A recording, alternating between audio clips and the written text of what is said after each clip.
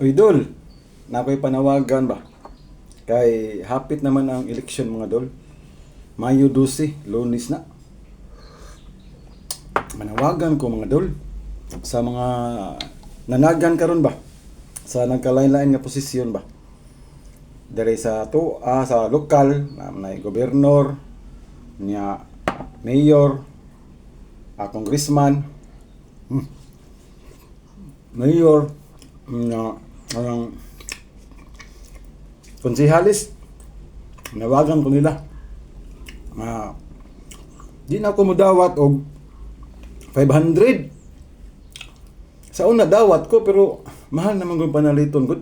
Ang panaliton karon mga Dol pati nang mahala. Minimum na karog uskalibo. Uskalibo na.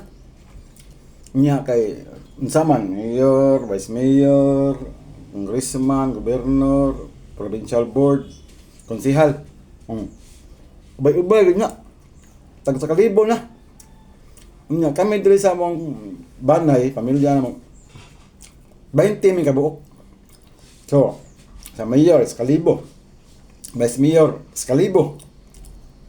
Nya gobernador, iskalibo. Congressman, provincial board, 5 na. Nya 8 ka konsehal. So 13 na tanan. Ang kadausa na mo 13,000. Diba 13,000. Nya 20 man kabuok atong gamitan kalkyo kay maglisto na tanay. 13,000. Nya 20 mi kabuok. So nami bay-ubay gyud 260,000 gyud ang madawat na mo. Ubay-ubay.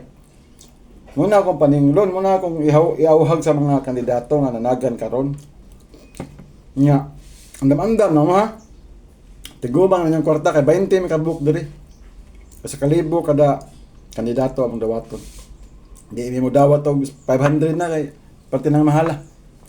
Bugas, mahal na kang kilo, itlog, isda, mantika, tanan, mga lamas, parte nang mahala. Muna, di namin mo dawat 500, 1,000 ang minimum karon. Kay, mahal naman tanan, di ba? Yeah, maura to. Ang dami ha, 260k ang amo adri 20 mi kabo. Maura to Dol. Yeah. Andam na gidaan.